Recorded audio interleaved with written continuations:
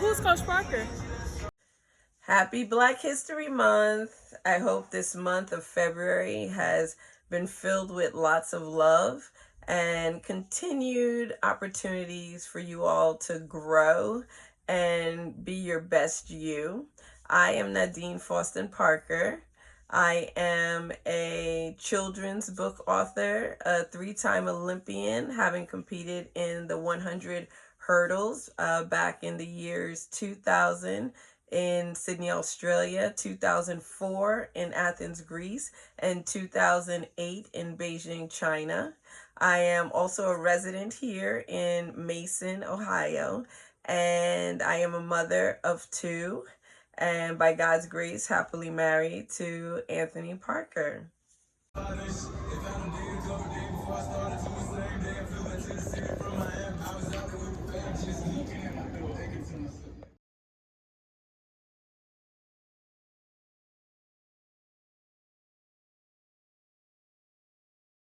I've always been asked why track and field, and it always makes me smile. You know, some of my friends I remember in high school, they would say, "What's the motivating force? You're always just running around little circles," and I was like, it's so much more than that, but it's everybody, has their different motivating factors to do what they do, and one of them was for me was to run. When I started competitively in the seventh grade and realized that it was a daily push to see how I could be my best self on a given day, see if I can beat the clock. It was about that adrenaline rush. It was about stepping out on faith and courage to be my best self.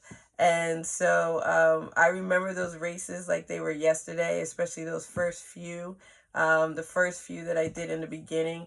And, they changed my life.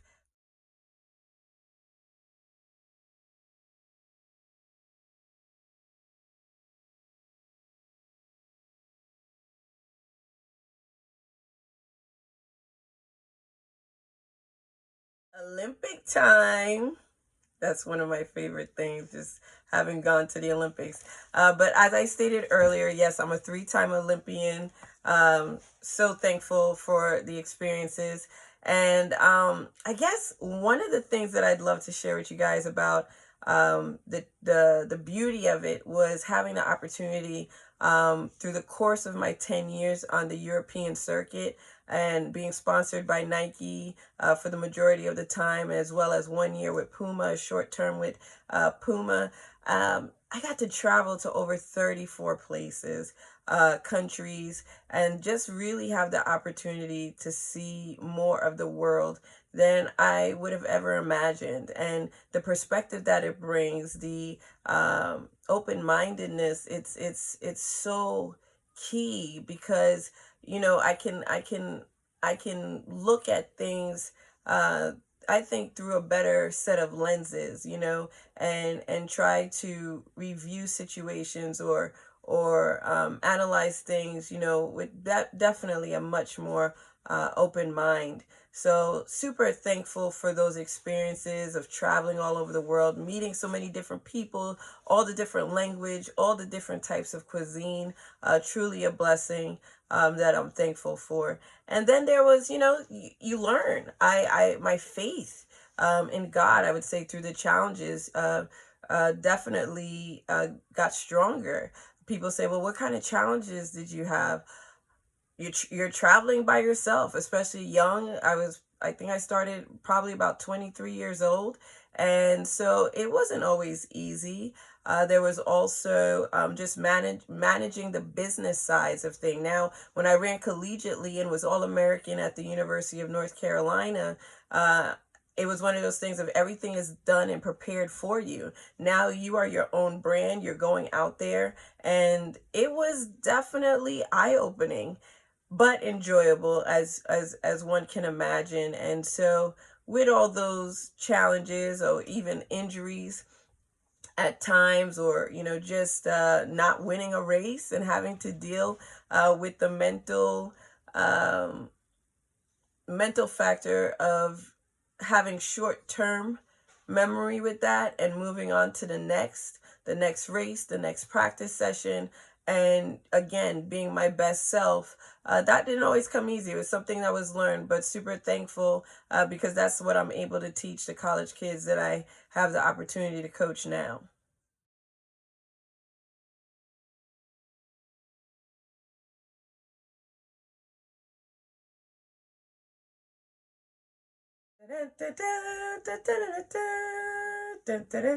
No, I'm just playing around.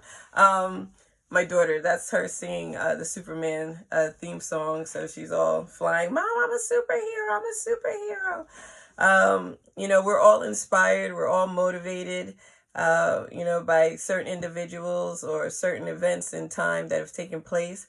For me, I would have to say my family has truly inspired me. The love, the support, just everything that they do it big. They give everything that they have, and they do it with a smile on their face. I think for me, it's they are on a daily basis inspiring me. I'd have to say that's my. She's an enthusiastic coach that always looks out for her team and also wants her athletes to be better, not just in the sport of track, but also in life as well.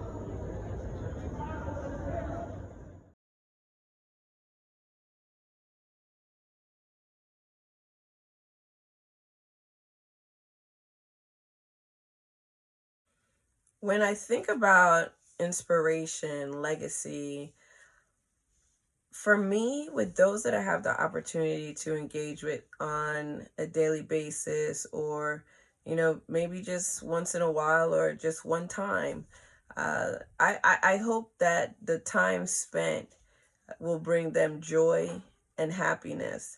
That's important to me. My name, Nadine, means hope. And so I would hope that I bring a sense of positivity into others' lives. That's important to me in general. I get to work with young people on a daily basis at the University of Cincinnati, where I am an NCAA Division One collegiate coach. And what I am hopeful that the youths that I am honored to train, as they've chosen me to mentor and guide them through realizing their dream, I would have to say that I would want them to hopefully leave with knowing that, wow, if I really do set my mind to something, I can achieve and I will achieve. It's about having them leave feeling comfortable in their skin, no matter, the peaks and valleys that they may encounter in their journey of life, but that they'll still be able to stand tall and stand strong, and that they'll be able to be a great parent one day, if that's the choice that they want, but also be a light for others. So for me, it's really important to just be that light and share with others. Life is so short.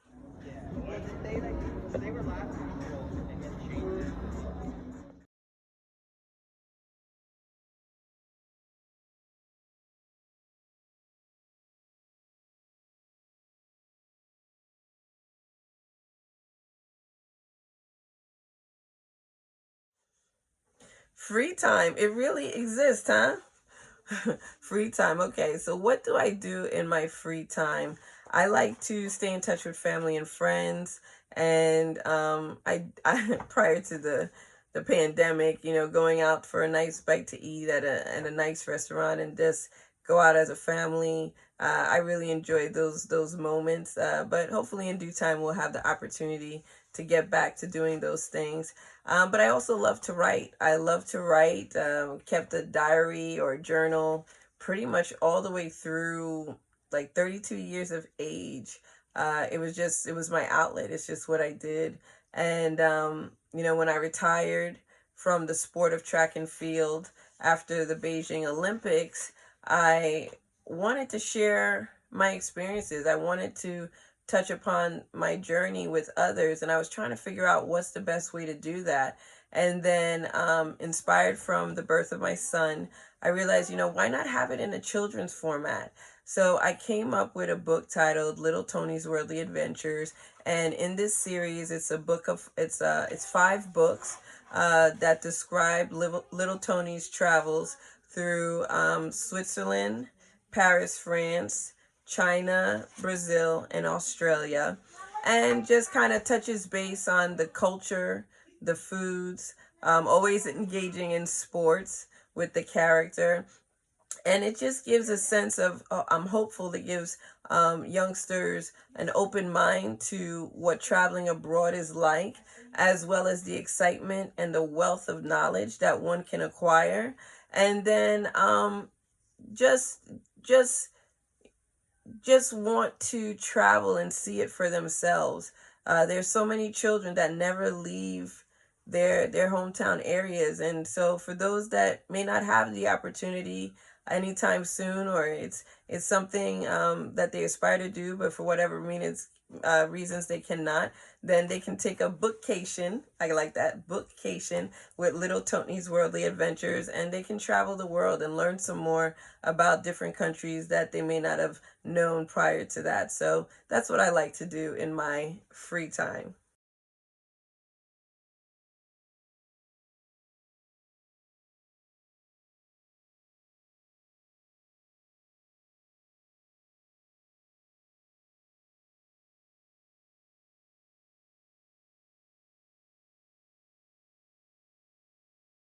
So as you know, I love to write, but I also love to read.